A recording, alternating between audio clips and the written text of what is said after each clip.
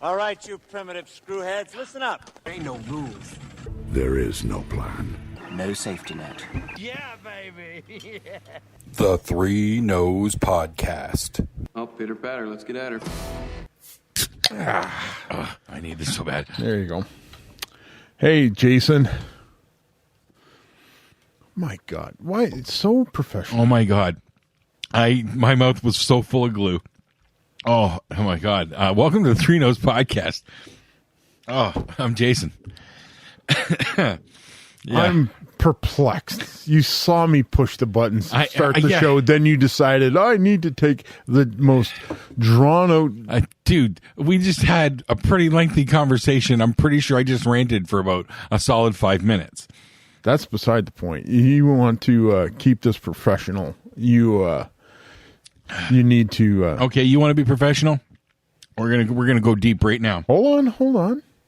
Oh, I'm drinking Cedar Springs hard cider from the Sons of Kent. oh, So I too am now drinking cider. yes, because I got my summer beast.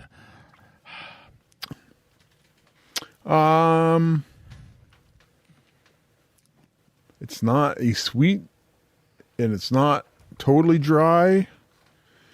It's kind of somewhere in the middle. Have you had Summersby? Yeah. How would it compare to Summersby? It's not as sweet as Summersby, Okay. and it's not completely dry like some of the ciders I've had. This might grow on me, but at first blush, I don't know. But there's a whole Yeah. lot of it. I know I don't like the Strongbow. The Strongbow is a dry, and when it got that dry, it was pure wine to me, and I don't like wine. Yeah. So yeah, I'm good with these Summersbys. They hit the right amount of sweetness. Yeah. That might take some getting used to. But you are more of a beer guy, so Yeah, well, your palate leans that way. I like good tasting beer, cider like this. I tend not to be too picky when it comes to flavors and stuff like that. But sometimes you just kind of like, oh, what was that? Because I had a Russian stout That was at in Stratford. oh, No, this was not the Refined Fool. not the Refined Fool one, but this was another one. There was a kind of a Russian stout, and it tasted like a burnt house would taste like. It was just it was like one of those like aged in a charred barrel kind of thing to try and give it the smoky notes.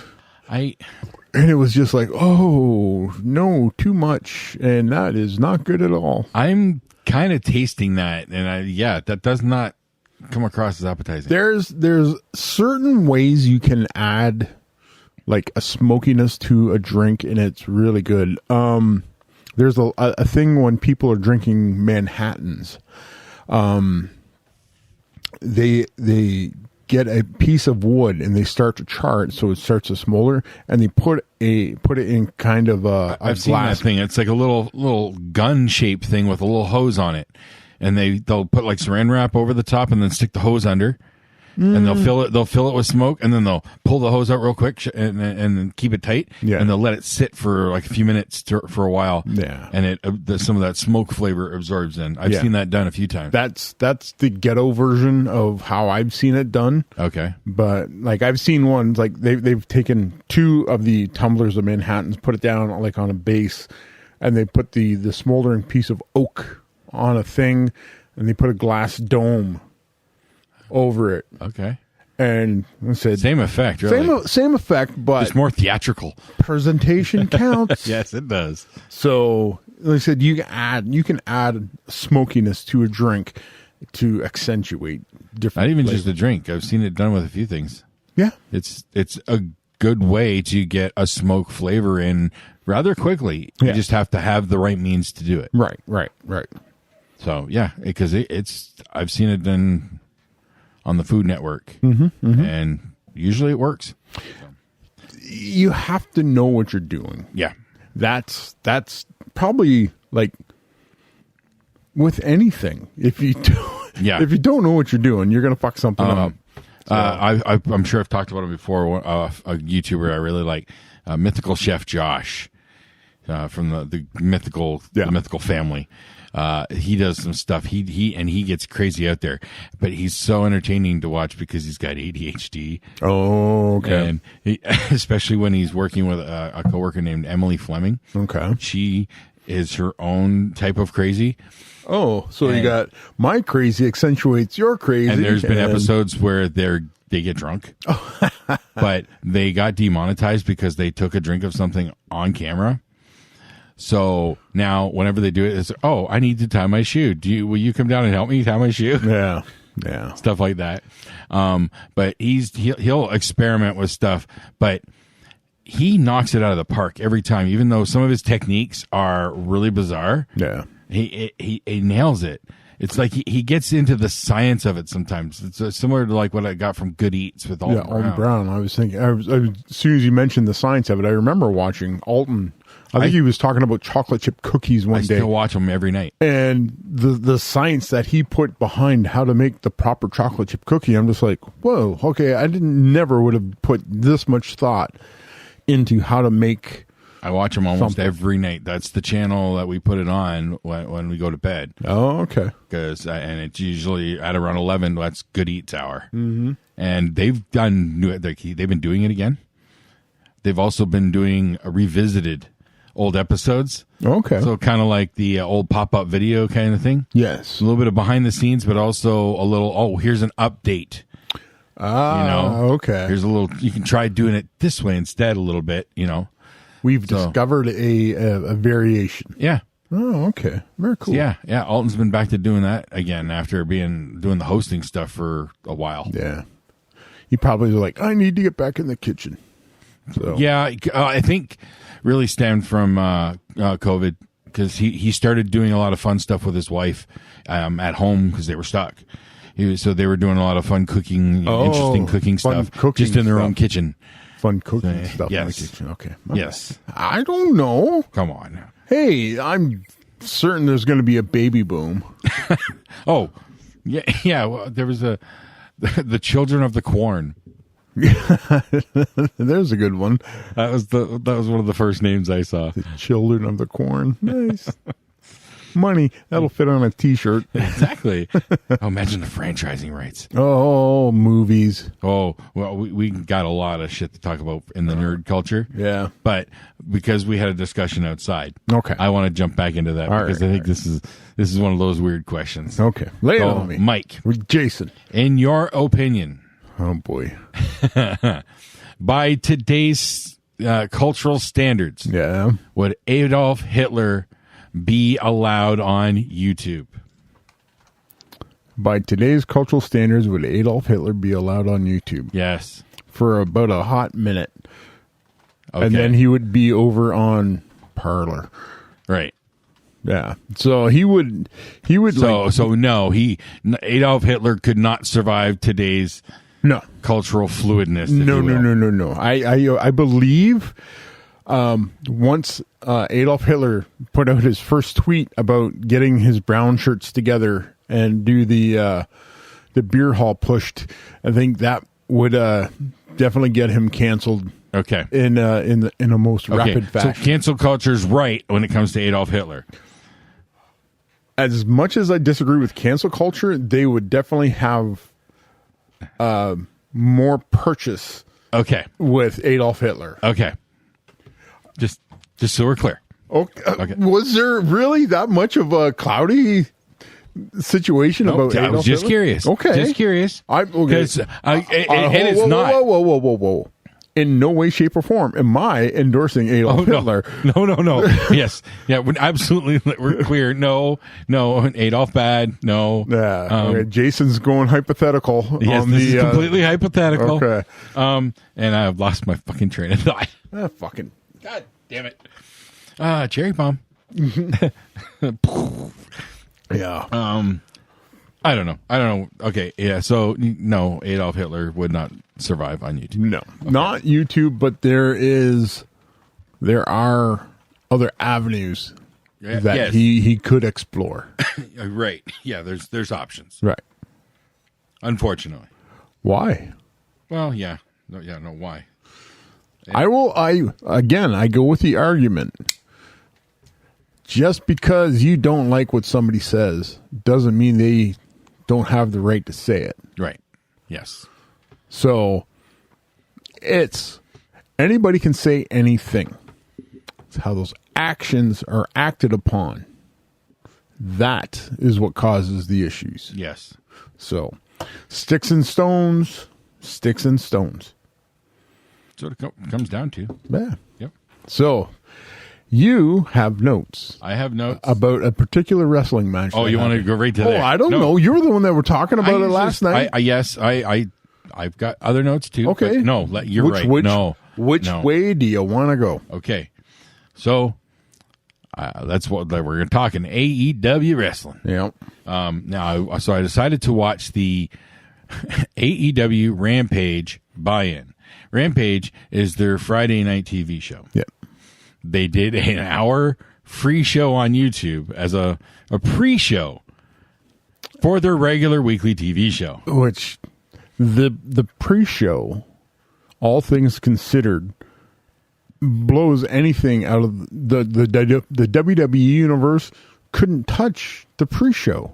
Yeah. There's like, you got Tay Conti. Who did she wrestle? Did I write? Can't remember who, but Tay Conti is a phenomenal wrestler. Yeah, I got her noted, but I don't have it who Yeah. she was up against. But I have an interesting note about her. Yeah, Fish and Moriarty. That's Yeah. another really good match. I remember seeing Bobby Fish a little bit when I was watching NXT, Yeah. but I dropped out very early into his entrance there. But I was always intrigued when I'd hear about him hooking up with Adam Cole and all that. Was it Disputed Era? Yeah. Undisputed Era. Yeah, that sounded interesting. Well- Wasn't enough to pull me in. That Bobby Fish really got his start, his big push in with Red Dragon is ROH Okay. with that other guy.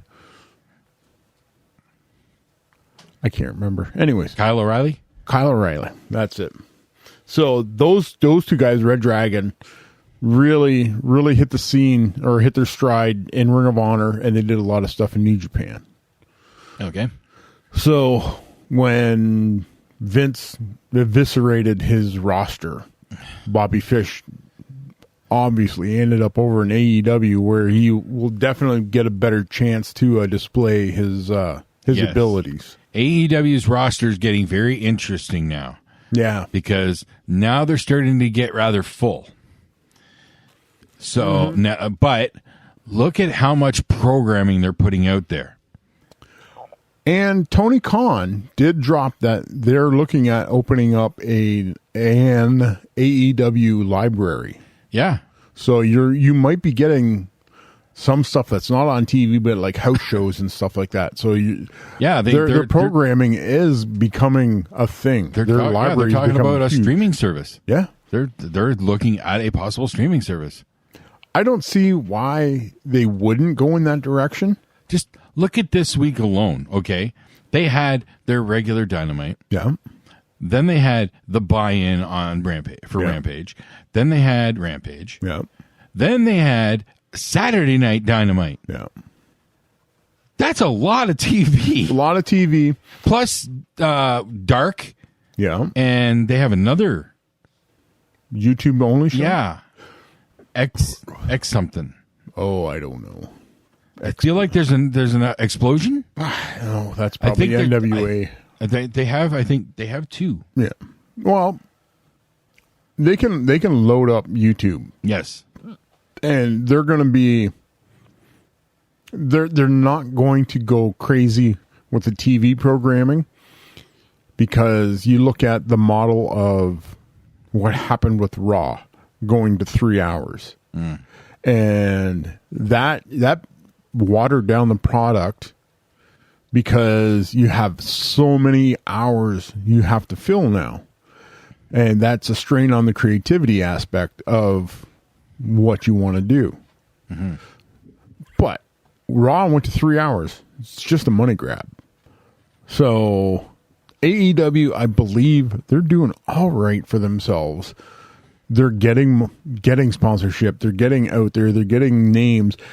One of the big things that they're doing right now, which WWE would never ever try to capitalize, is the faction wars using an outside MMA group. Yeah. The American Top Team. Yeah, what little I've seen so far, because I'm just getting back in. Yeah.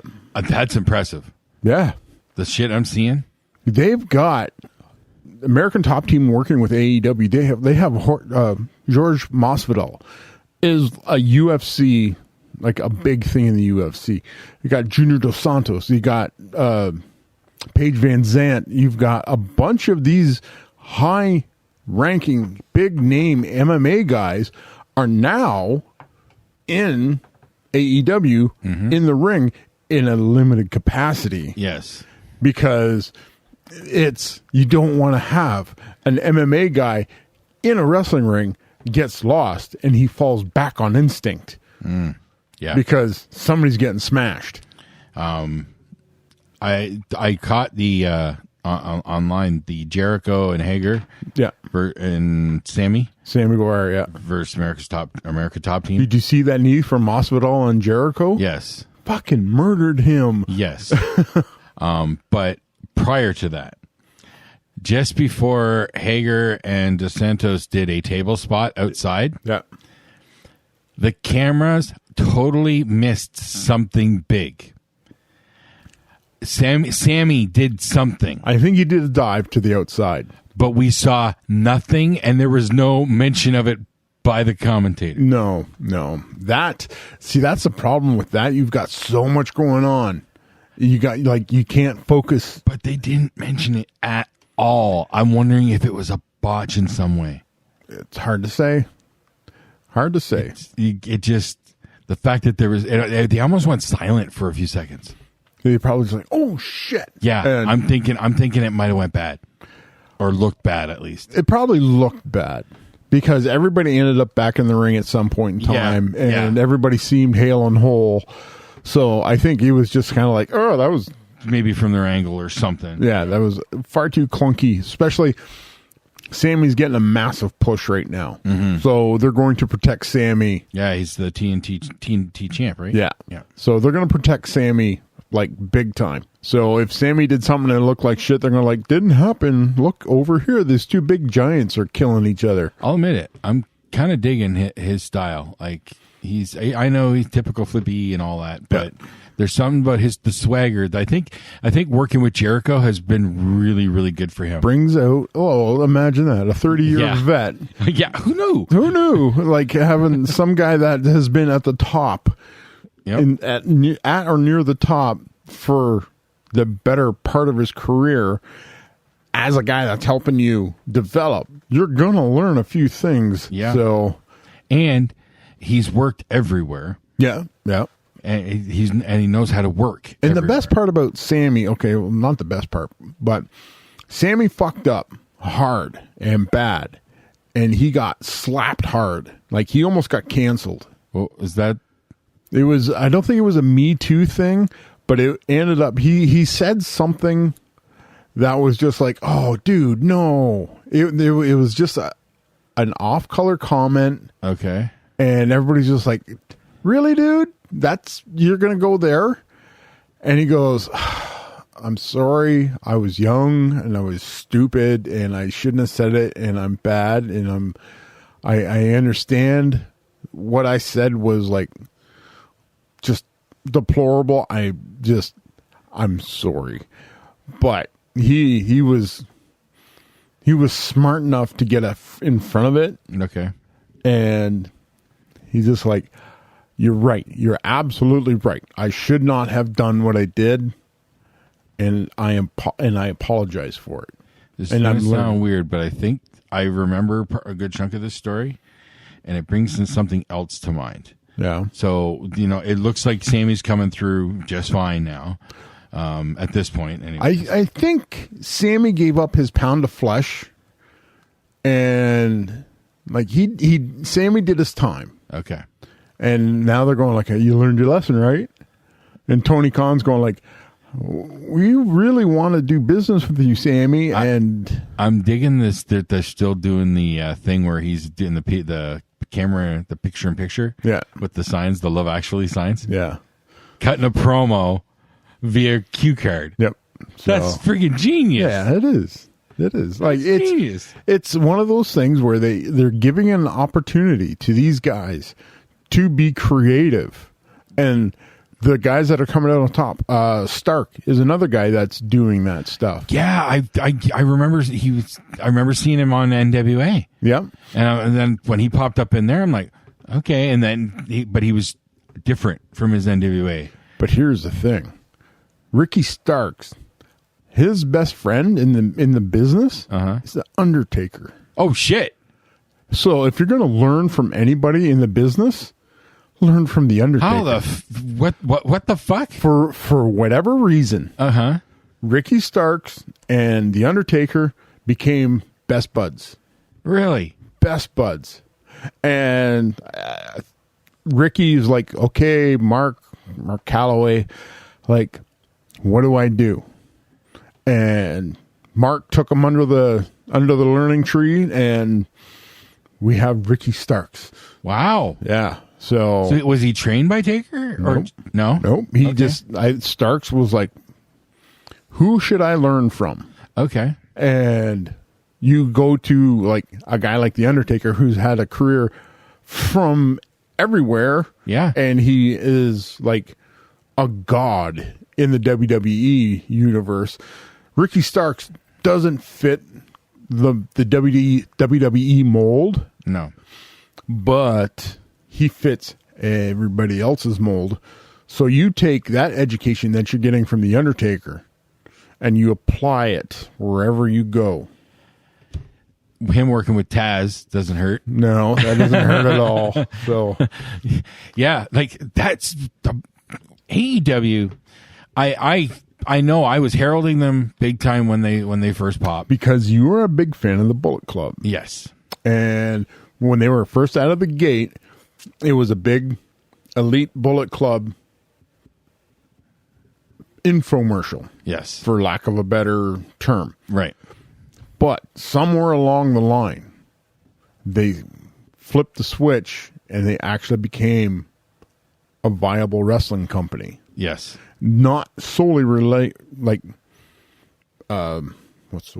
reliant on Kenny Omega, the Bucks, Yes. Adam Page, Yeah. Cody. They just about disappeared from the top. Page did. Page Yes. completely disappeared. Yeah, Page. Yeah, I'd like to know what happened there. Nothing. It's called storyline. Okay, so he literally kind of disappeared for a year You're right. just for the story. Yeah. That's, oh my God. I was already a big fan of Page. Now he might be my new favorite wrestler. What happened with Page? He came out hot, flaming hot. Mm-hmm. I'm going to win this. Then he loses to Jericho, right? Mm-hmm. Then he wins the tag titles with Kenny Omega, Yep.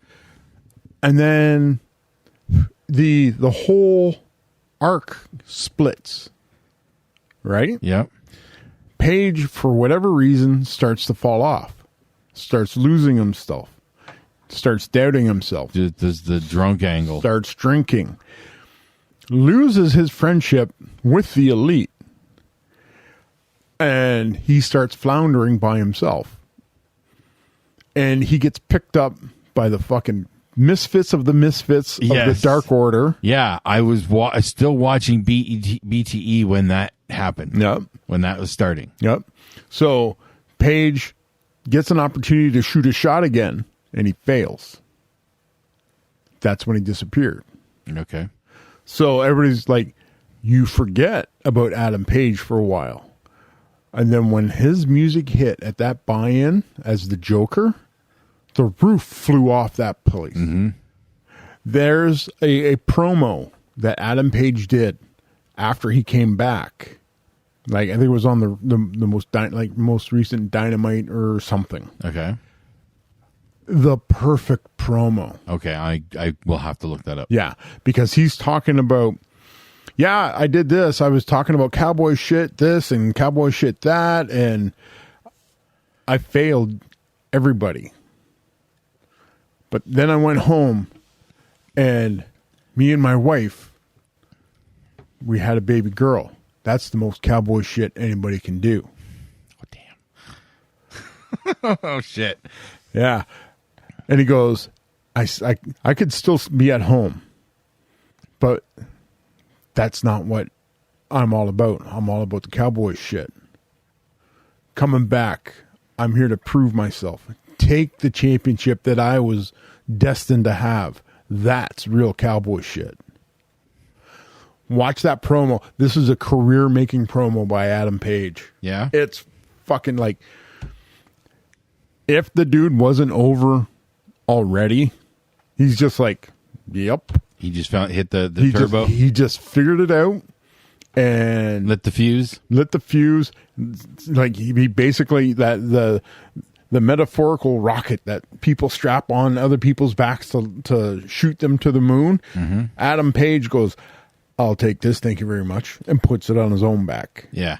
Because I was on Reddit, and there's a bunch of articles going like, why do I care about this fake fucking cowboy? Why do I care about this guy? And they go into a long diatribe breaking down the Hangman Page storyline thus far, and they're going like, it's the greatest story in pro wrestling. He found these guys. He was like tempted to go to the bright lights in the big city of the WWE. We turned him down because his friends were going to try and start something new, something exciting. He fell off with them. He lost his way. He went away.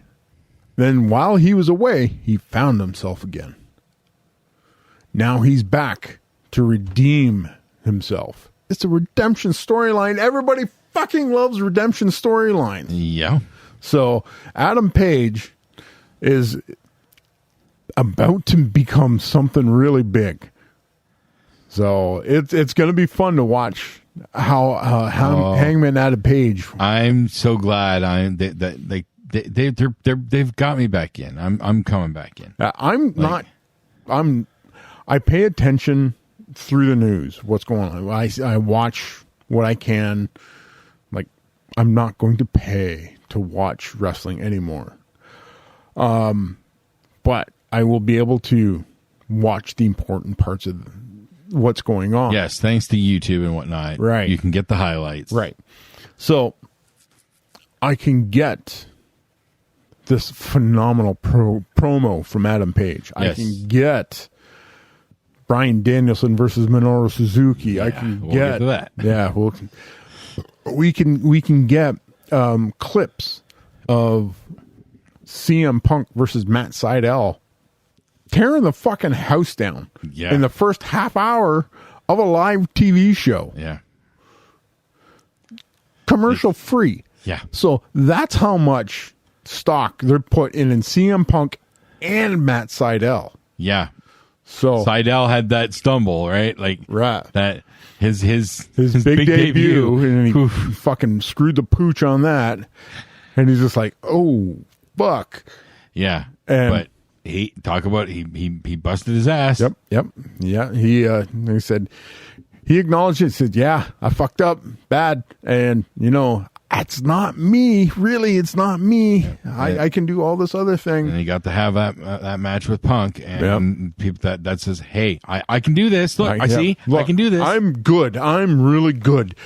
Don't let that one moment distract you from what's going on over here. Yeah. So, like you said, they're getting loaded. Their talent pool is memories of a goldfish. People, memories of a goldfish. Oh, that's exactly what it is. So. Now there's the match.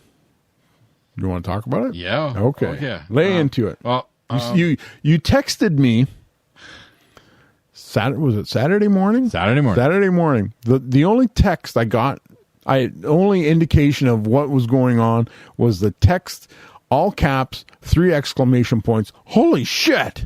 Yes. And we were off to the races from there. Yes. Yeah. When you finally asked me, what's up? I told you that it was the Danielson Minoru Suzuki. Yeah. A match for free on YouTube. Free on YouTube, which any other place is at the very least, a semi-main event match. Yes. Anywhere That was a dream match. When you say, when the term dream match gets thrown around, that's a dream match. Yes. And not a fantasy match because it can't happen. It was a dream match because it possibly could happen, and here it did. Yeah. And so we watched it again yesterday. Yes. Like, straight off the bat, when they're face to face, Danielson is trying to hold in a smile. He's trying to make it look like he's gearing up for a fight of his life.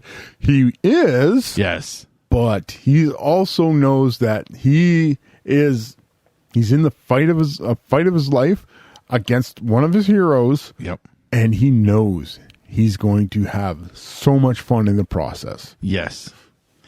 And then they get going, and holy shit, was it. It was a phenomenal, just strong style if there ever was. That is the epitome of strong style. Yes. Like, holy cow.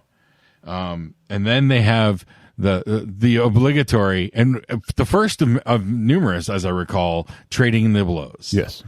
Suzuki throwing the chops and Danielson throwing the kicks until well, the moment that made me send the holy shit text. There was the one chop from Suzuki caught Brian in the mouth.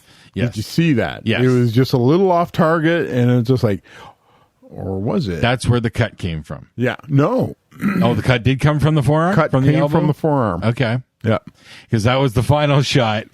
Yeah. Suzuki threw one of his, you know what, call it, patented forearm shots. It was almost comical how he wound this. He did. Yes, he did the Popeye wound up. Yep. He put his left hand on Brian's shoulder, and he steps back to give himself some room, and he takes his right arm and he swings it in a giant circle 2 or 3 times, and he rears back and he rifles in this elbow, and he catches Brian, and Brian goes down like he got shot with an elephant gun. It was phenomenal. It was. That was the moment that made me send the holy shit text. And I'm just like, what is got Jason so fired up? So, so then the match continues after that. Oh yeah, with more of the same, and it just gets so good. Okay. Here's the difference between a 30-year vet like Minoru Suzuki, a 22-year vet like Brian Danielson. Fuck. When Suzuki was winding up that elbow, modern wrestling would have been trying to do some stupid shit to break that up. Okay. Instead of letting the drama of that elbow and the sell that Brian did, like a knockout shot, and Minoru backing off, getting his heat. That is a professional that knows what he's doing. Instead of trying to do a million other moves, he let one elbow strike, Brian Sell, tell that story. Mm-hmm. Instead of trying to cram in more shit, an elbow, a sell, turn to the crowd and like, I just killed a guy in the ring. You're all witnesses. Yeah. That's exactly what it was. So that tells more of a story than a billion other flips. And for everyone watching, who knew who Minoru Suzuki There's not is. a person in that building that didn't know who Minoru For anyone who Yeah. happened to walk on by or Yeah. flipping through the channels or whatever, and they had no idea who that man was. And if they know who he was, they know he legitimately could have just killed him. Yeah. So that's what sells it even more. Yeah. Is because the reputation is well deserved. There was, when Minoru Suzuki made his first appearance in AEW, Jim Ross lost his shit when Minoru come out of the tunnel. Somebody did a quick little research thing on it. Google blew up. There's a visible spike Yeah.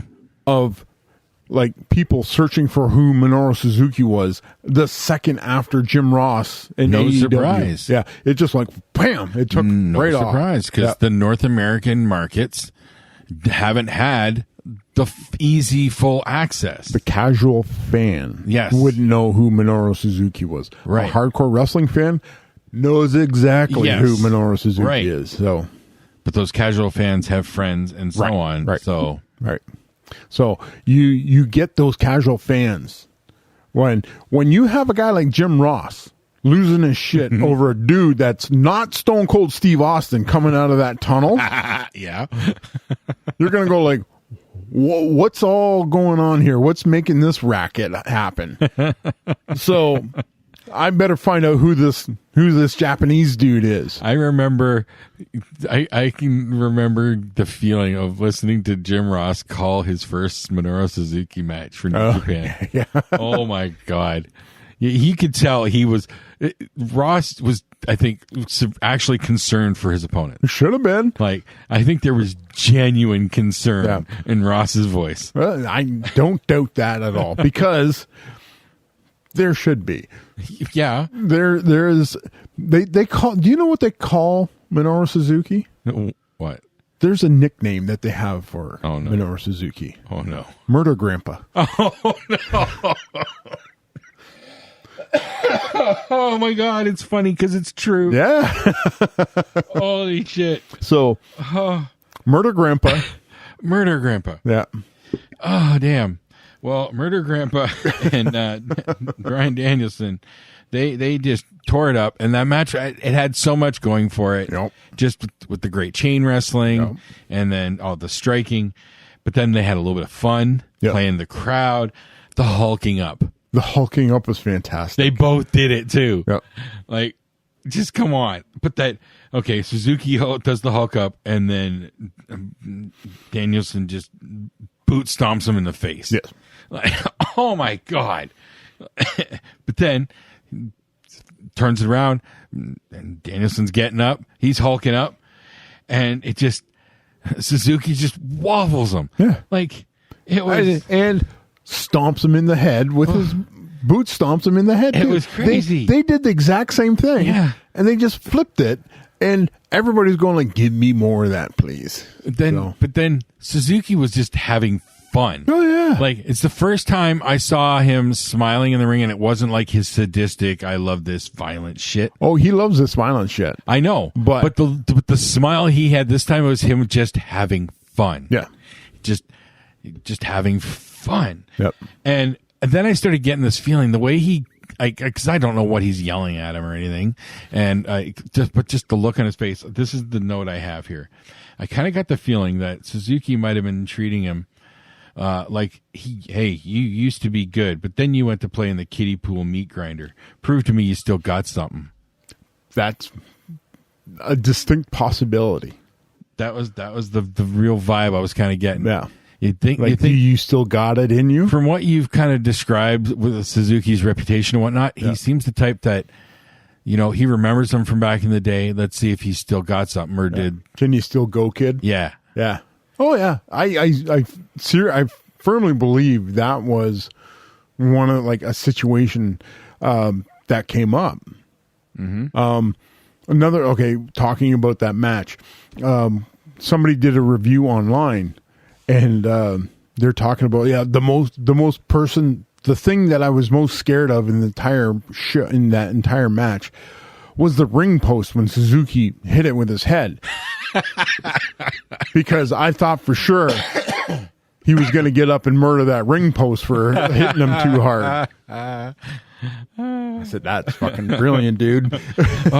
Has Meltzer given it a rating yet? I haven't heard, but again, like you talked about, maybe match of the year. There's Yeah. a couple people that like I've started to see posts where this is like match of the year quality stuff for a free fucking match on YouTube. Yes. They're giving this stuff away. Yep. So Now, just to go back to a couple of my other notes from earlier in that show.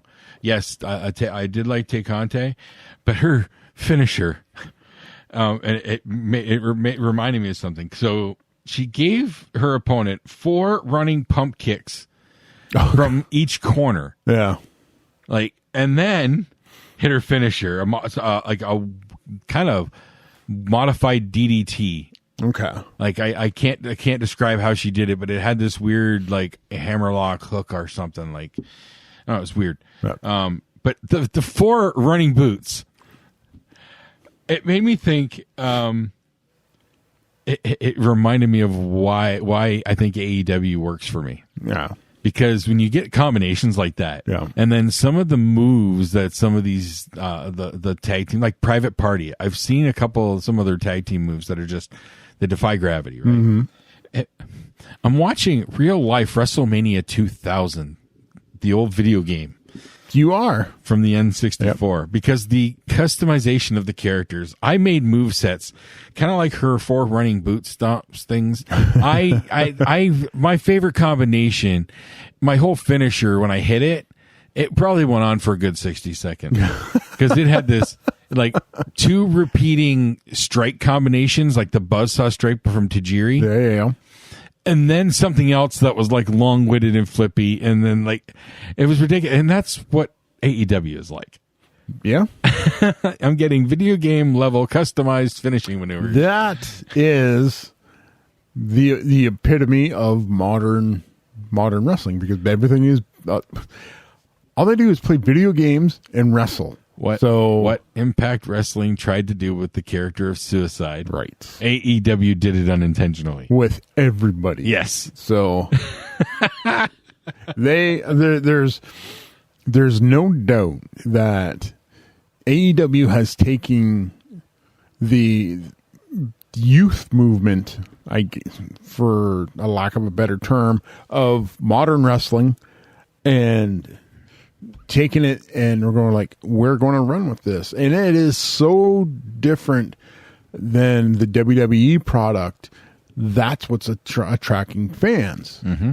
Because it's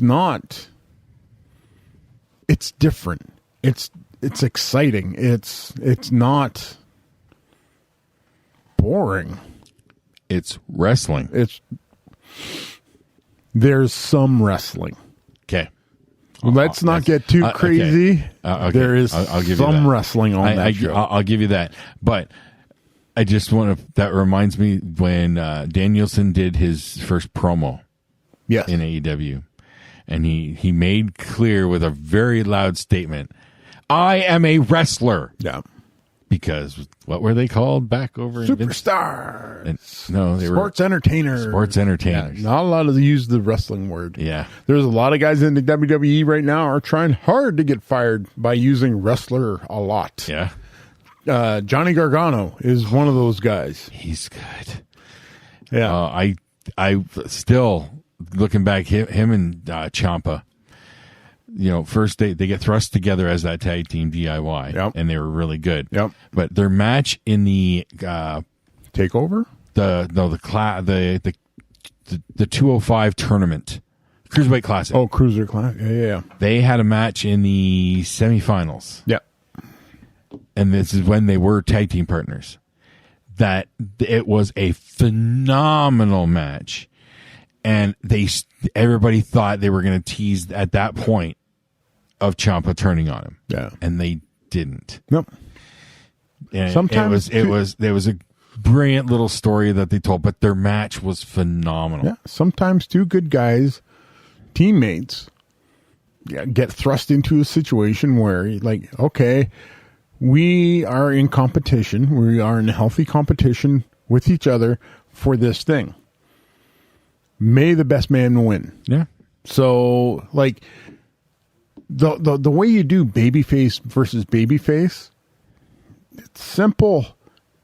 You start out wrestling and somebody gets frustrated. Yeah. That's when the rough stuff happens. And they Yeah. just settle the fuck down and let's, Cornette, I know people hate Cornette, but he is such a genius historian. He can tell you how to do these things correctly and have it make sense, especially like a babyface versus babyface match. There's ways to do these things and like not insult people's intelligence. Mm-hmm. Speaking of which, Andrade, the Lucha Bros are the AAA tag team champions. Okay. With tag team. Sorry, Tag team. Sorry, when you said AAA, I was thinking trios champion. No. Okay.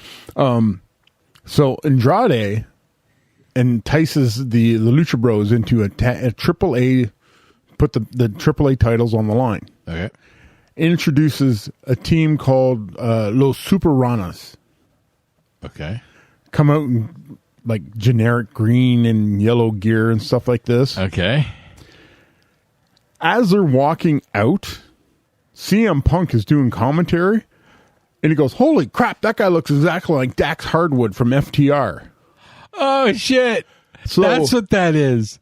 I saw some thumbnail where they were wearing green Yeah. and they were holding titles. Yeah. Oh, shit. So instead of insulting everybody's intelligence, Punk goes, "That guy looks exactly like Dax Hardwood." And halfway through the match, they both lose their hoods. Surprise, surprise, it's FTR. So they didn't want to keep up the whole Conquistadors No, gimmick? they wrestled the rest of the match without their hoods on and then won. But it was a nice little wink to Edge and Christian, the Conquistadors gimmick. Conquistadors. Yes. Yeah. Somebody actually on I think it was Reddit goes, Andrade's team better be the Conquistadors. I was like, somebody's going to get sued hard if that happens. So. That's great. Oh, but and they won. Oh, they won. Okay. Yep, they won big time. So Ooh, so that means FTR is the new. and we're going to see the AAA titles floating around the AEW screens. Yep. God, I love their whole "let's all play together, kids." That's the forbidden door being ripped off the hinges. Yeah, because everybody but Vince Right. is playing. Right. ROH, not so much. No? Not so much. Well, their ROH is working with New Japan. New Japan. Just not with AEW. Not too much with. Okay. But, was it the Briscoe brothers debuted in GCW? Yeah, I saw that. So, I don't know if the Briscoes are on the outs with Ring of Honor, or if this is just Ring of Honor going like Forbidden Door. Hey, we can do that too. So, Oh, look, we're willing to play. yeah. So, Because they just got done doing some restructuring or something, didn't they? yep, So, yeah, maybe now they feel like they're ready to play. possibly, yeah, because they ROH got hammered hard during the lockdowns and Yeah. shit. Yeah. So now they're probably just like, maybe it's time to come out of the shadows and get back I mean, into even it. NWA is starting to roll again. So. Yeah. I don't think you're not going to see NWA play in the sandboxes of other people No? so much. I don't think so. Okay. I think That's a bit of a shame. Yeah, Billy Corrigan is going to keep what he has pretty close to the vest. Yeah, I think Corrigan knows what they're giving. Their product is kind of different. Yeah. You know, their program is kind of But different. I would love to see Nick Aldis do a whole bunch of matches with other people. Yes, please. Yeah. So Right off the bat, just one more with Cody because they worked so well together. Yep. So you have Nick Aldis. You put him in there with Cody. You put him in there with Brian. You put him in there with Omega. Like the dude goes, he could go literally go to every other promotion. Listen, I'm a former NWA heavyweight champion. Right. I want a match with your champion. Okay. And, Now, yeah. can he? Can he? Yes. Like legally or No. I mean, Can is he go good? there? Is he Oh, that yeah. good? Oh, Like, yeah. I haven't seen a lot, Yeah. and what I've seen was impressive, but I haven't seen enough. Yeah. Nick Aldis can go. He can go. Yeah. Okay. He could be one of the greats if he gets the right window. Yeah, I think so. Okay. He could be an also ran. Okay. So I would if they decide to go give Nick Aldis a shot and like let him go to other sandboxes, I bet you could see Nick Aldis make a lot of noise. Okay. Here's another name that's making a lot of noise about wanting to come in and play in other people's sandboxes. Will Ospreay. Oh. Yeah. Oh. So there was who was it? Orange Cassidy at the New York Comic Con. AEW had a panel, Okay. and somebody goes, I think it was one of the fans, like, "Hey, who do you want to wrestle? Like that's not in AEW right now." Orange kind of sits back and he goes, Will Ospreay, and the people just went, "What?" Yeah. So Will Ospreay is also making a bunch of noise, and wants to get back into the spotlight. I'd like to see him and Cassidy. I'm a fan of Cassidy. Okay, I have been since I first spotted him. Shooter hates. I get it. Yeah. I understand that fully, but it's entertaining. But when he starts moving, he moves. He moves. He give me a wrestler. I don't I understand know. what his gimmick is. Maybe that's an indictment on my old fart status. I don't understand. No, he's definitely the new flippier Yeah. wrestling. Okay, there's no denying that. Yeah, I don't understand that gimmick. So I was like, whatever. Okay, we'll figure it out. I think it's just weird and different enough that that's why it gets my attention. Yeah. That's distinct possibility there. I did have one other note here for AEW. Oh, while watching that whole buy-in, they had all those vignettes, like the documentary style promos detailing some of the people and some of the storylines. That was mesmerizing. Like it was really informative and entertaining. And to me, that's AEW. They're really paying attention to what's going on around here, because Dark Side of the Ring is really popular. Yeah. They're just keeping that going. Yeah. By doing this documentary style storytelling. When Malachi Black was Aleister Black in the WWE, they wanted him to do a certain type of gimmick. And it was starting to roll. And then they cut him off. And he was like, because they didn't understand what Malachi Aleister Black was all about. Right. So when they cut him and he ends up going to AEW, he can take that idea of that gimmick that he pitched and he can do it. And the videos that like the lead-in promos and the video, those are all from Aleister Black. Malachi Black made those. Darby Allin was doing the same thing, Exactly. or does the same thing. Yeah, these guys are getting the creative freedom to make these promos, these little mini docs, to get themselves over, get their opponents over, get fans interested in them. That's the key. Yep. If you can make the people like, what? Hey, what's this all about?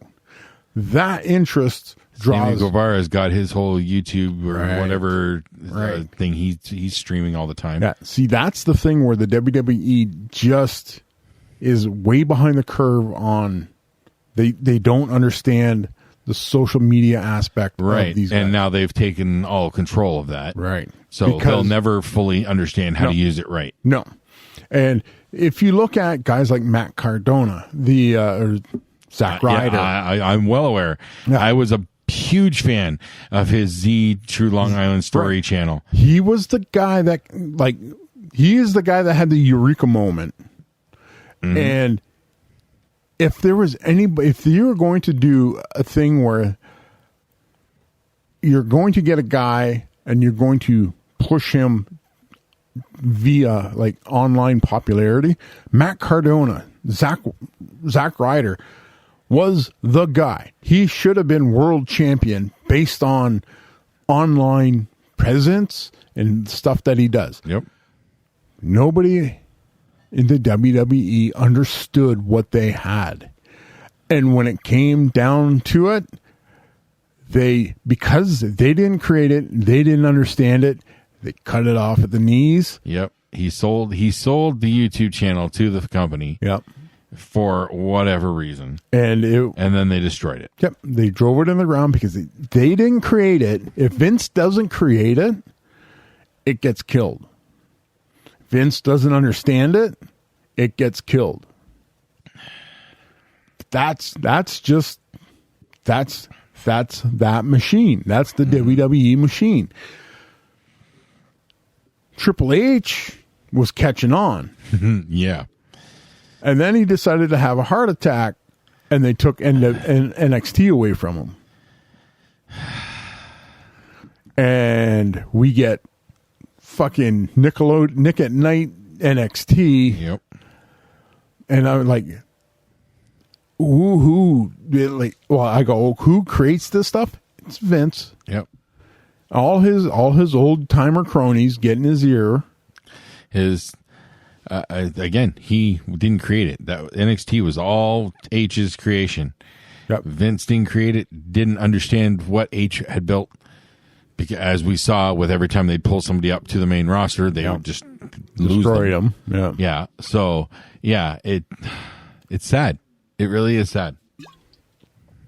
There was you look at guys like brand new guys like Karrion Kross. When Karrion Kross and Scarlett Bordeaux were in NXT, hottest thing since Lava. Yeah. They call up Kross and they're like, we're going to do this. And they're like, what the fuck? I thought this guy was like the greatest thing in NXT since sliced bread. What is this? Yeah. And they gave him some sort of weird, like, bondage gear. And we're just like, what happened? Like from there to here, there was something. I honestly think Vince needs to talk to someone. Never gonna happen. Because I think Vince may be slipping back into the 80s. Well, Vince, or 90s. Vince wants to go back to big guy wrestling. He wants the rock and wrestling connection. He wants his monsters again. So that doesn't work anymore. It can work if it's done right. It can work. Like I see Lance Archer struggling in AEW because he is a monster.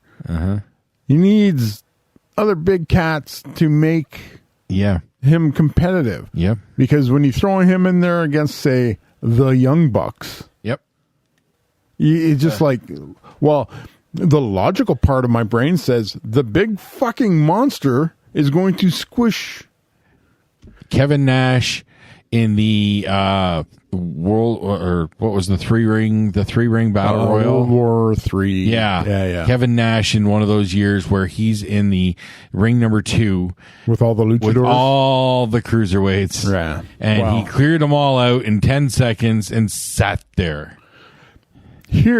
That was a joke because Kevin Nash was the booker at the time. Yeah. So, and everybody knew Kevin Nash was the booker of WCW at the time.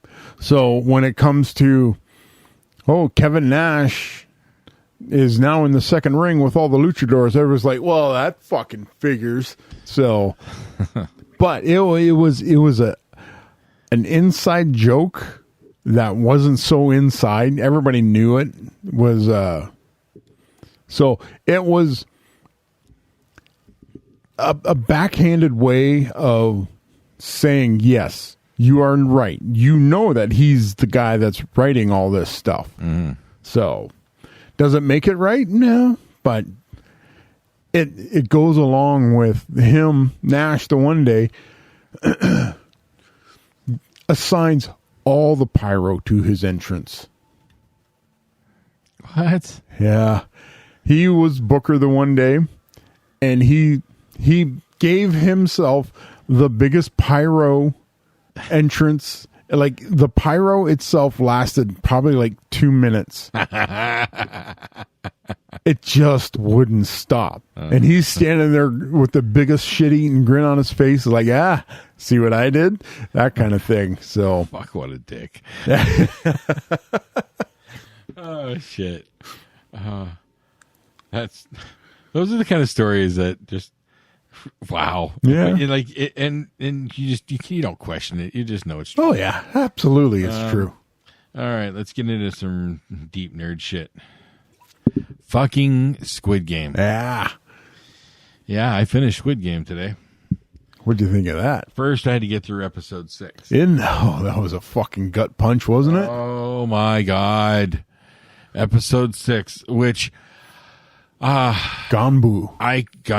I was gonna watch it earlier this week. Like, I stopped. I watched episode 5 on Monday, and then I saw an article, and I just saw the headline. Didn't even get into the story, and it said that the actor Sam Liu, who plays Shang Tsung in the Marvel movie, said he was traumatized by episode 6 of Squid Game, and I'm like, oh boy.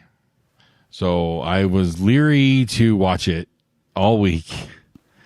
Saturday morning comes around, I watch some AEW, and then I watch Foundation. Yep. I got my Foundation in. We'll get there. No, You haven't watched the new I one yet? haven't watched it. Yeah, fuck, I forgot. Okay, Yeah. no problem. And then I said, Well, so there's a problem. I went back to work, so my fucking schedule's Well, yeah. all shit right Yes. now. So I got to try and get everything back in order. yeah, you'll get there. We'll get there. But Baby steps. so I get into Squid Game, and holy fuck, at episode 6. But the weird thing is, I had this discussion with Xander. Yep. He's watched it already, and we talked today. And I was not. Spoiler alert for anyone: if you haven't watched Squid Game, what are you doing with your life? Like, You don't have to be that mean. It's just a TV series. it is, but it is honestly one of the best TV series. I'm Arguably, yes, it was. It's an amazingly written. It shares the same shelf for me as Breaking Bad. So, I'll put it on that same shelf. That's a good shelf. This is kind of growing on me. I'm not going to get it again, but So, I think what had me crying the most, I wasn't full on bawling, but not far off. Yeah. It was emotional, but it wasn't what you think. I'm going to guess it was the girls. Yes. Yeah, Same for you? same for me. Oh my God, Xander as well. So we're not. Wow, yeah, that brief, but so deep connection. Yep, Those two girls shared. yep, Oh my God, this is amazing. yep. I just want to sit and talk. Yeah. So Wow. Yeah, not what you would think. Though No. the main character and number 1. We'll get to that. oh yeah, But yeah, those girls, that was the more emotional note of the episode. That and the utter heartbreak of what happened to Ali. that was bullshit. Yeah. The fact that he had to argue his case to the guard, Yeah, that was shifty shit right that there. was pretty. What happened? Was it Song Shu? Yes. Yeah, Songwoo. Song Woo. What is just a fucking walking piece of shit. Yes. And Ollie, I was rooting for that cat, but I knew he was fucked as soon as Song Woo. Yeah. We're going to be partners. And I was like, I got a bad feeling about that one. So. And then when he took the bag from him and then put his coat over it and all that, I'm like, no, and There's shenanigans. He's up to something. Yeah. I didn't know. Yeah, I as soon as he did that, I went, he fucking switched out bags. And I'm just like, oh, you are such a dick. Wow. But that's the nature of the game. Yeah. That's when, like, what was supposed to be the emotional punch of the episode, the Gambu, it was rough, and it red herringed me enough where I thought that the old man had finally did snap and his dementia took over completely, and I was just like, oh, this guy's gonna get hung. He's gonna get shot because the old man doesn't know where he is. And then he fucking turned it on, and I was like, oh my God. Yeah. So when number one stopped acting and said, "You've tricked me," you tricked me. You're, that's not how you treat a Gambu. Yeah. And I'm just like, oh no. Oh no. But I could see why the lead did what he did. It's about your survival. Yes. And number one, 456 had to do what he did. Yes. Because he didn't know how number one was going to, like, how far down the dementia he had traveled.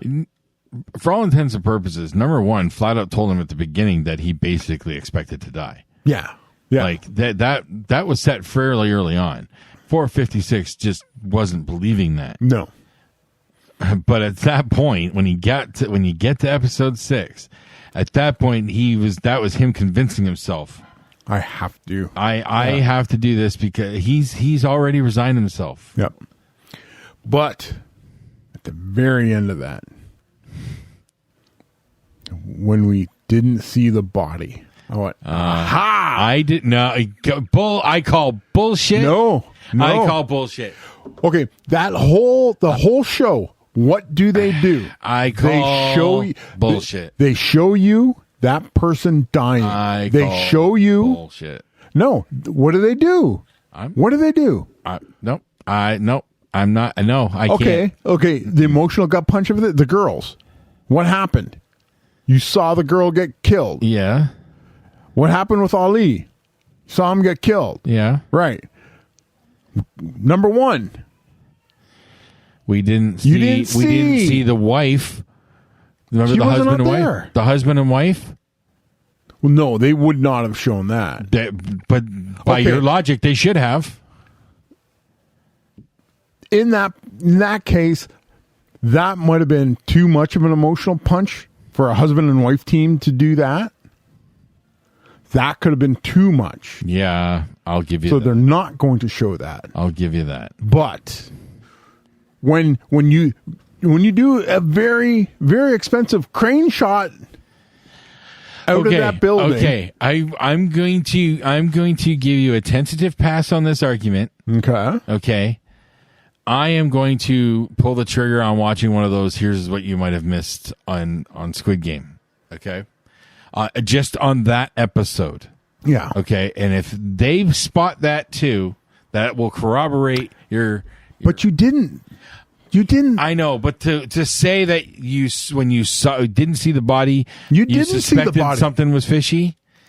Of all the movies that we've ever seen, right? Yeah. It is an established trope. It's an established that trope. the villain hides in plain sight. And if you don't see the body, he's coming back. I just feel like Squid Game hit it well enough that I don't. But think in this, they took great pains to show everybody that lost got killed.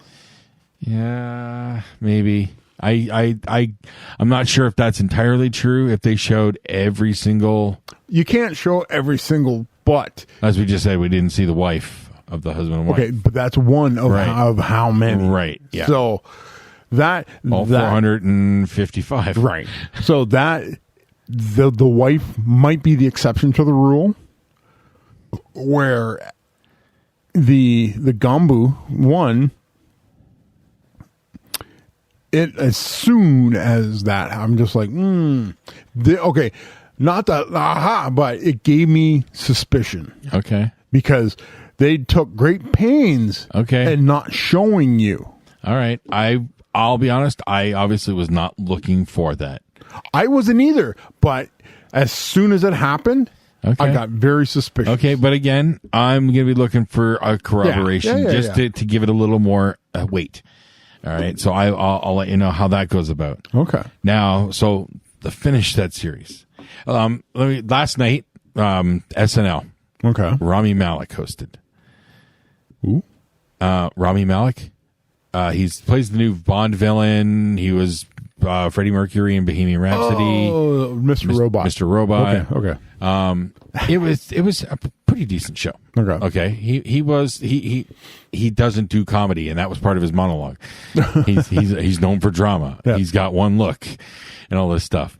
But they did have some good moments. Pete Davidson got a lot of play Yeah. because there's been a lot of comparison in their looks. If you know what Pete Davidson and Rami Malek look like, they both have the sunken eye look. So they get a lot of comparisons. They had actually had a sketch where they played each other on like a celebrity game show. Okay. So All right. it was pretty funny. But what brings this to mind is they had a music video of Pete Davidson and Rami Malek, a country song about cowboys having to play the Squid Game. And they started going. I'm like, no, they're going there, and I'm like, shit, is this going to spoil the last 4 episodes for me? Oh, damn it. So, but no, it spoiled one thing, but I didn't know how to take it. It was I hadn't seen the Glass Bridge yet. Okay. So because they did some stuff on the Glass Bridge in this music video, but it was pretty funny. Pete Davidson and Rami Malek, country song about the Squid Game. That's a weird take. Yeah. I'm curious if you're going to see an Americanized version of Squid Game. I'm starting to notice one thing though, being that it is a Korean creation. Koreans really like to work with these masks. Yes. Yeah. Because that's where Masked Singer came from as well. Yeah. And there's been, I think, a horror movie something had with masks. I believe there was something, but just a lot of masks in Korean horror and thriller stuff. But it works.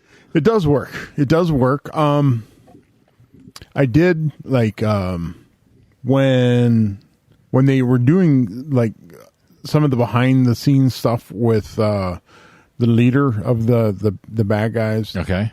And they had the rabbit mask. Yeah. It was like, I didn't think that the leader of the Major Domo was the guy that would be wearing the rabbit mask. So I figured the rabbit mask was like the boss of the thing, and I didn't think it was him. Okay. So I kind of figured it was going to be somebody else, like pulling the strings kind of things for that. I didn't like, he's not going to wear 2 masks. Mm-hmm. That was my assumption of that. Right. So when they showed that, I was like, all right, okay, here's some Chekhov's gun shit that we're going to have to keep an eye on. There was a lot going on, like the tug of war scene, the tug of war scene is probably outside of episode 6, quite possibly that might be one of my favorite scenes in that show. It is just the intensity, and it's such a visual. It's like, oh my goodness, yeah, and yeah, like that like tug of war scene plays I was on, tensing up. Yeah, that plays on one of my biggest fears. Heights is one of my biggest fears. Okay, and I'm just like, I'd be pulling like a motherfucker. There's no way I'd be even getting close to that edge. So. Yeah, when they're like, oh yeah, we're gonna play tug of war on these high ass platforms, and I was like, fuck you guys. So,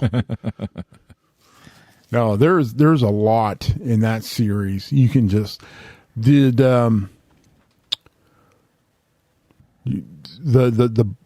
organ harvesting, Yeah. that aspect of it. The reveal after the fact that the front man knew that it was happening Yeah. and didn't care that they were selling the organs. He just cared that they were messing with the game. Yeah. The integrity of the game was the Yes. most important part of that. I thought that was a fascinating way to go. Yeah. Totally unexpected, but just showed just how deeply committed to that game that they are. Yeah. The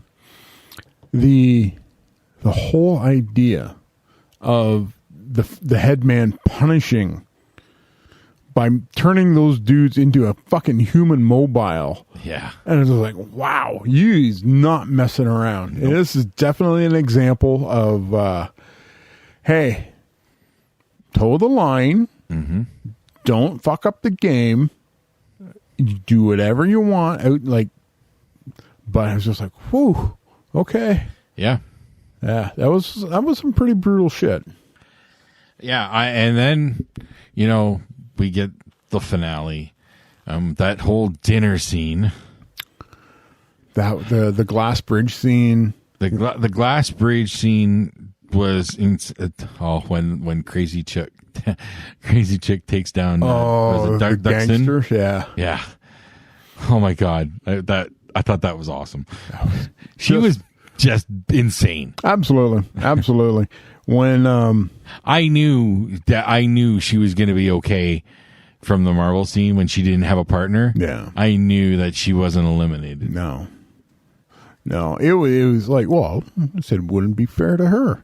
Yeah. So I get there was part of me was like, how's this going to play out? And when you got the resolution of that, you're just like, yeah, okay, yeah, that makes sense. Yeah. So yeah, that was great. The bridge scene with the North Korean girl getting just fucking skewered with a giant piece of glass. It was just like, And she hit it. she did. I don't know how. Yeah, because when they finally showed that's what she was holding and how long it was. Yeah. But that was very brutal and surprising, and how that was resolved was like the dinner scene in the dormitory was super intense. I had a weird I can't think of the word. I noticed something very interesting. Epiphany? I don't know if you want to call it that. But Revelation? it may be a revelation. The whole circle, triangle, square thing. Mm-hmm.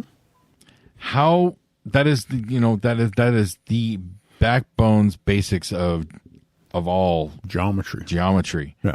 And all design work, everything. But how easy it is for them to configure so much in their facility using that.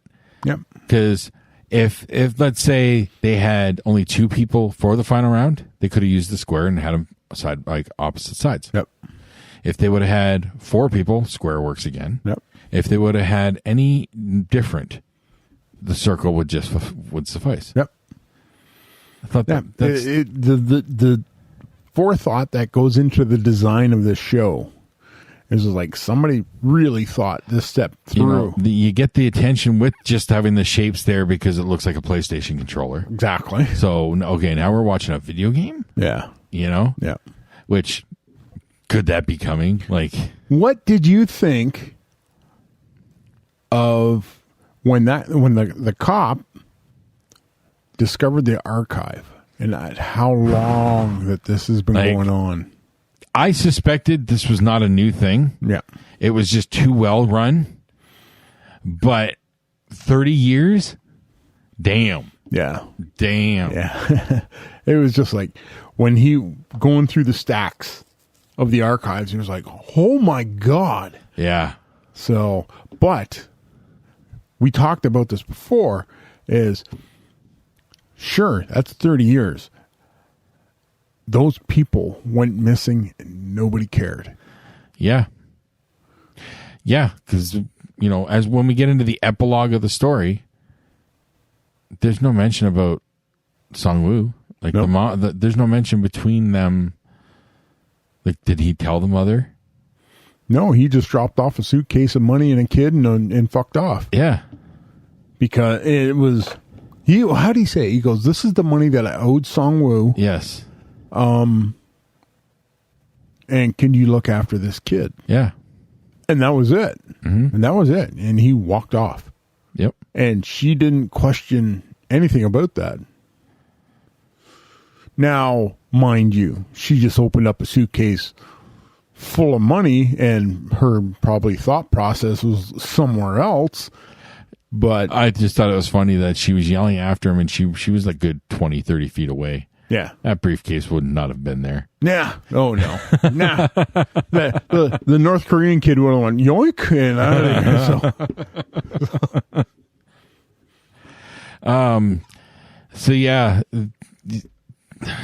such a well-crafted story. Yep. Unpredictable Yep. in so many ways. Is there a sequel? Oh, there is a season. Well, I better not say that. I can't say if I have heard that, but they ended it in such a way that it will be continuing. I got a sneaking suspicion that police officer might not be dead. We didn't see a body. Exactly. Circumstances of how he disappeared you can assume either way. The police might have a file open because it's possible, even though it didn't look like it, some of his stuff might have gotten through. Exactly. He did get a few pictures sent off and whatnot, so there could be something in the works. Yeah. And then, the main character comes along with inside knowledge. But he did sign an NDA. True. If he breaks that NDA, he loses everything. Yeah, so you gotta wonder what he's gonna do. Remember how we were trying to figure out how much the prize money? Yep. Somebody did calculate it, and I think it was like, 45 billion won? Yes. Translates into like $35 billion. Oh shit. Yeah. See, that music video thing on SNL made a joke of it and went the other way. Oh, yeah? Yeah, I think he holds up like a bank statement or something, and like I said it was like worth like $47. Yeah. So So it was a lot of money. it's a lot of money. Okay. Regardless, like, of course, the exchange rate is going to kick the hell out of it, but Yeah. what are you going to do? Yeah, 456, leaving, like, go and find his daughter, then seeing that same guy. Yeah. That lured him in doing his gig. Yep. At the, was it the train station? Yeah. No, airport. Airport. The exact same thing, exact same situation. It was just like, the game doesn't stop. Mm-hmm. Doesn't matter what happens, the game will not stop. Yep. So we might get a season 2 of Squid Game. I'm thinking that's a definite. Yeah. The Netflix number 1, like ever. Oh yeah. 111 million downloads, I think it was. Killing it. Yeah, Killing it's the number 1 ever. Yeah, it was such a, really, it plays to everybody. Like, you're like, every single person on the planet has been in a situation where they desperately needed money. If somebody gave you an opportunity to win a shit ton of money, there's not going to be a whole lot of people that say no to that. Yep. So it plays onto the basic greed. When I was talking to Xander today, at one point I got talking about, for some reason, what items people might return at Home Depot, and I said, hey, I've done it. I've returned a single bolt worth $0.25 Yeah. to Home Depot because it wasn't the right bolt that I needed or whatever. There's been times where it's been tough. I've been so tight on cash that I need that quarter, you know, that kind of thing. I said, I was 2 steps away from Squid Game, okay? It's there. It's a thing. And like, it plays on the basic, Rock bottom. the rock bottom fight for survival. Mm-hmm.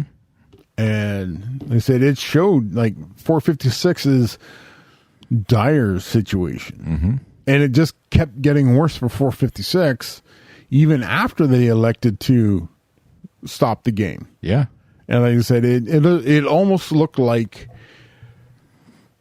the universe was conspiring against every one of them to make them go back to finish the game. Yep. So having to... And was it the universe? What's that? Was it really the universe? Was it the game engineering situations to make them go back? Right. That's a lot of people to be manipulating, though. Yeah. What? How deep does this thing go? Well, that's hard to say. Hard to say. You know, there's. I think we're going to get more, and we're going to get into more of the possible discovery and all that stuff. You know, it's gonna become now the fight against the evil shadow organization. Yeah, I think that's what's going to happen. Did you watch the second half of Ted Lasso? No, we haven't got back to it yet. Tally hasn't been over, so What? I'm working on it, but he just hasn't been able to get over. Why?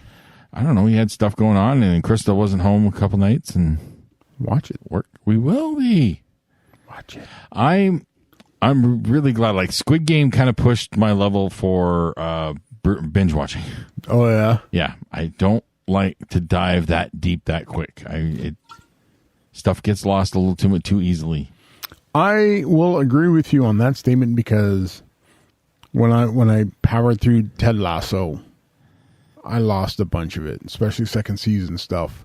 There's a reason why that's why I like that Disney's only putting their stuff out one a week. Yeah. You know, it's making destination TV again, and I'm able to savor them. Now, what did you think of that video that I sent you of Ted Lasso and Coach Beard? Yeah. From 8 years ago. That's the where Ted Lasso character originally came from. It was a whole ad campaign for NBC NFL on sports or whatever. Blew my mind. Yeah. I had no idea. And it just randomly popped up on my YouTube feed. I was like, what the fuck is this? Yep. And I looked at it and said, 8 years ago. And it was exactly. It was when Sudeikis was still on SNL. Yep. It was exactly. And speaking of that, The pilot episode. He hosts SNL next week. Well, there you go. So that'll be fun. You get a lot of Ted Lasso. Well, I'm sure there's probably going to be something with Ted Lasso in there for sure. I would be shocked if there wasn't. Uh-oh. Uh-oh, yeah.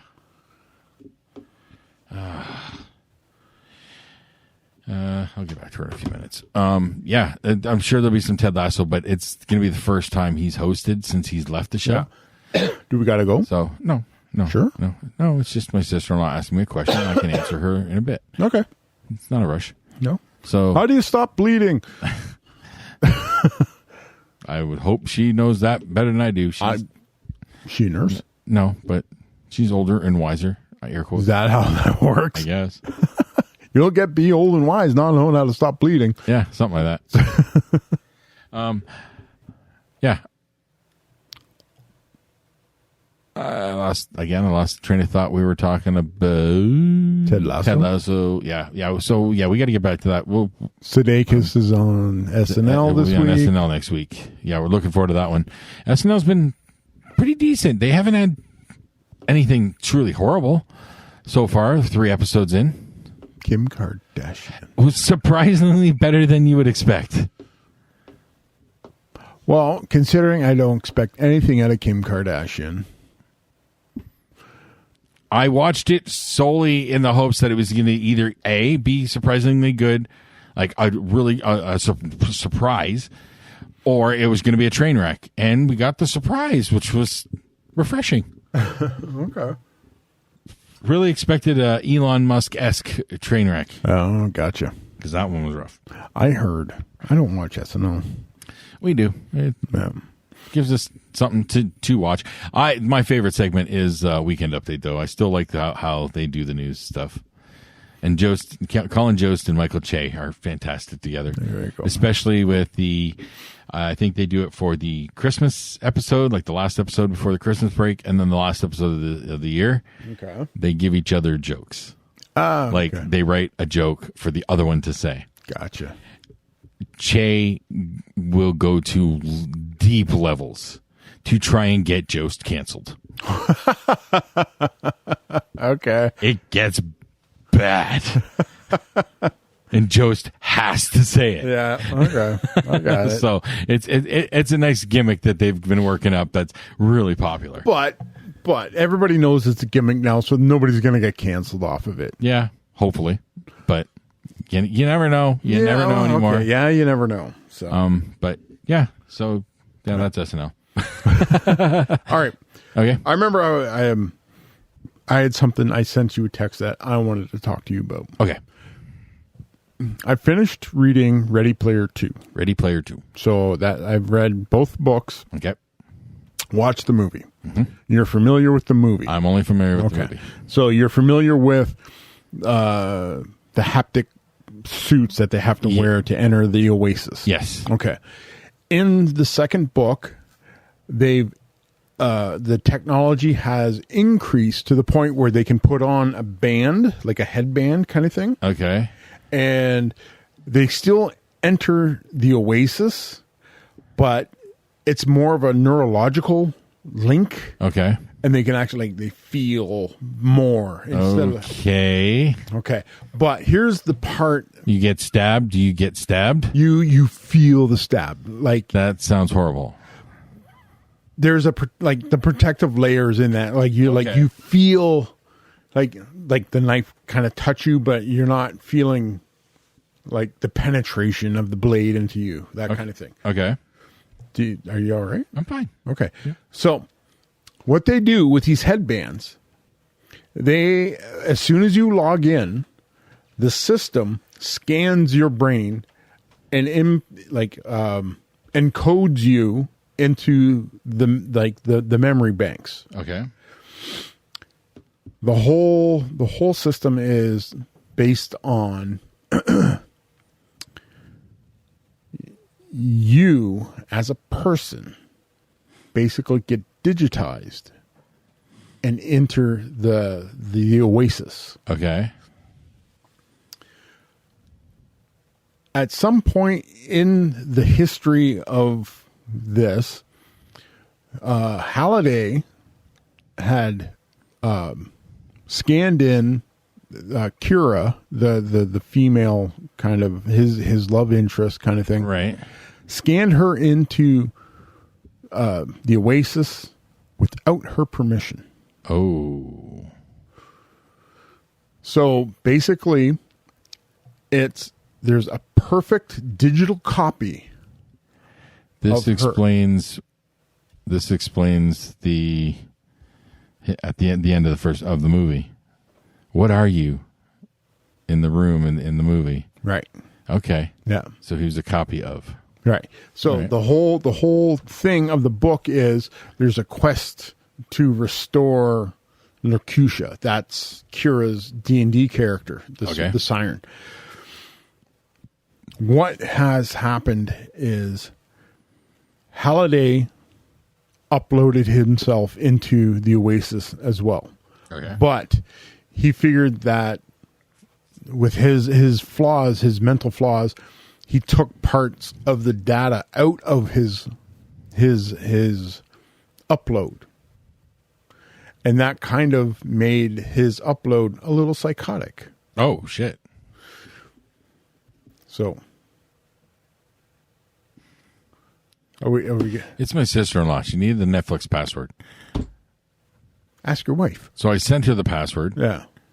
And she sends me a bit of a snide response. Well, I haven't had to change the Netflix password in a long time. Oh, for fuck's Why would I change it? I don't change it randomly. If I suspect questionable activity, I'll change it, but I haven't seen any notification. I have all that stuff turned on. So Yeah. Get off my back, woman. But I'm gonna have to change it now. I might. Out of spite. I might. Yeah. Yeah. No, because then I'll have like 6 people asking me for the password. No. Just like, I would like to play a game. I have hidden clues. And the only way you have to get it is by taking a kick in the taint with a steel-toed boot. That's right. Yeah. Oh, do you want me to quit it? Sure. You sure? Yeah. All I right. guess I should have signaled, huh? Oh, no. Stop. I'm sorry. No, I sidetracked you. You got to finish what you're talking about with Ready Player 2. I'm sorry. I apologize. Pothole big time. Okay. No. Ready Player 2. You have an idea. Yeah. Let's move into that direction. All right. Okay. All right. Okay. All right. Your finger was going for the button. No. Like, I can do it. It's just, but all right.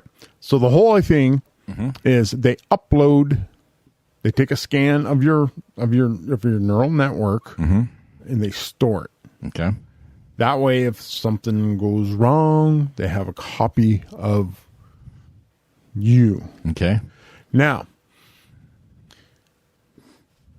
the whole thing with this book is anybody that has put on this headband is scanned in instantly, no matter if it's once or 1,000,000 times. Okay. At the end of it, Parzival gets a resurrection rod from the prize for winning the game. Okay.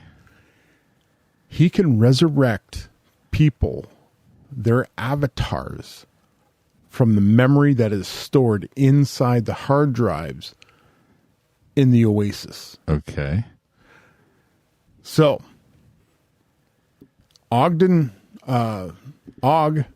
dies in the real world. Okay. Kira, his wife, is now alive as a digital character, as a digital person in the Oasis. Okay. Parzival resurrects Og in the Oasis. Okay. Meet cute with his wife, and they start making out for 3 pages.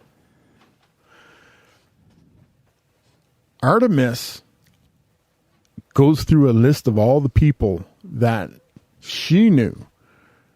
Her grandmother had died, but her grandmother had put on this headband. Gets Parzival to resurrect her grandmother in the Oasis as... So the Oasis is San Junipero. Yep. Yep. Black Mirror. Yep. Damn. Now, here's where it gets really weird. Okay. Parzival, Artemis, the whole gang. They have uploaded themselves into this. They make clones of themselves. They have a digital person in the Oasis, and their physical bodies outside of the Oasis is still awake. Okay. The digital ones are are perfect AIs. They have all the access to all the information in all of the Oasis. Okay. Now, would you do something like that? Put my brain into a computer. Yeah. Becoming Digital. a digital imprint. You would be... Not an original concept, by the way. No, not by any stretch of the imagination. But... Fuck, we're already in one. The Matrix, hello. Pretty much. That's pretty much. Would you take that? It would become the idealized version of yourself. That would become theoretically, or no, not theoretically, you would become immortal. Yeah. You would become immortal as a digital version. The digital version of you would become immortal. I can't make that decision because to me, that decision would have to be made by my family. If they want that, because they're the ones that have to live with it. You know, if they want that infinite version of me. Yeah. You know, that decision goes to them. Okay. Say Crystal. Mm-hmm. Would you want that to go with Crystal or Xander or Tally or Sky or Eden or anybody? That's hard. That's really hard. you lose the physical, real world person. But when you're in the Oasis, everything feels. But you're real. in the Oasis. They, for all intents and purposes, it is the San Junipero question. yeah, It's the same. for all intents and purposes, they are exactly the person that they were the last time they logged in. I know, but this is tough. This one's deep, dude. Damn.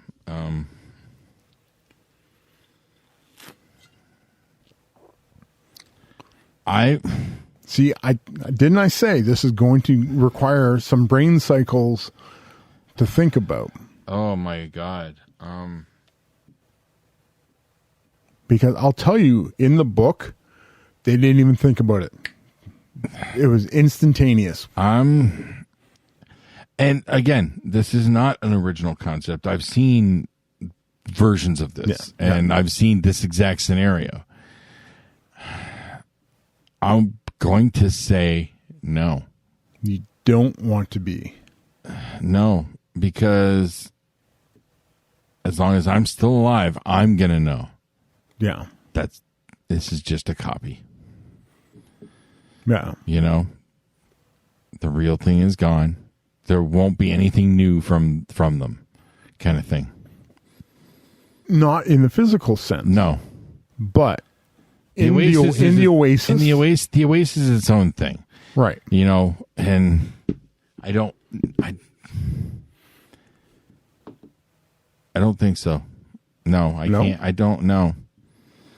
The thought of that, I can't get past. It's a copy. I can't. That just can't get past that. But you would grow and continue to learn. Right. I know. The digital version of yourself, the immortal part of yourself. You get the benefits of immortality with none of the negative consequences because your digital self cannot leave the Oasis. You would interact with the people like that, your loved ones. If they enter the Oasis, they choose to get that become those immortal. Now there's that existence too, kind of like it's exactly like putting an elderly relative in an old folks home. Mm-hmm. Okay, sure, you can park their consciousness in the Oasis, but then you have to come visit. Yeah. Do they notice how long it's been since you last visited? They would be cognizant. They would be cognizant of how long it's been to the millisecond. Yeah. That's agony. That's hell. But in the book, each person is allowed 12 hours a day to access the Oasis versus that was this headband. one of the things he did when he won the first game. Right. So you would have to. There was definitely be a situation where No, I'm still saying no. No? I'm still saying no. I don't want my family like that. Again, Black Mirror has covered this sort of thing. It becomes an obsession. It becomes like you can't deal with the real world. You have to be in the Oasis because that's where your family is. Mm-hmm. I know. That to me that is hell. No, I can't. I could not do that. No, as hard as horrible as that actually sounds to say, I can't. Okay. I can't. I would like, I sat here and I thought, well, if I was to lose any member of my family, if I was to lose you or any of my friends, the opportunity to be able to speak with you in whatever form after you're gone would be something I would find desirable. Okay. It's probably very selfish sounding. I'm not saying that I don't understand the argument in the other direction. Yeah. Because I do. For me, it sounds like hell. I got you. That's just that would not work for me. I got you. That leads to a very bad road mentally. It can. I agree with you there. Given where I'm at currently, that is a very bad road mentally. But you could also use that time in the Oasis to heal yourself on the outside. Don't know if that would be the case, though. I've been air quote using weed to try and heal myself, and I'm pretty sure I'm just getting worse. Well, So there's more than one way to skin a cat. yeah, I know, but I like the weed too much right now. Wow, that sounds like an addiction. It is. Oh, there you Who go. knew? Who knew? Who knew? Kevin Smith knew. Yes, the son of a bitch. That He got me. The fucking false prophet does it again. Did it again. You know, he's jingling the keys with Clerks 3's coming, and we got the season, the second half of the first season of Masters of the Universe coming next month, Is that next month? November 22nd, I believe. Nice. Yeah. Nice.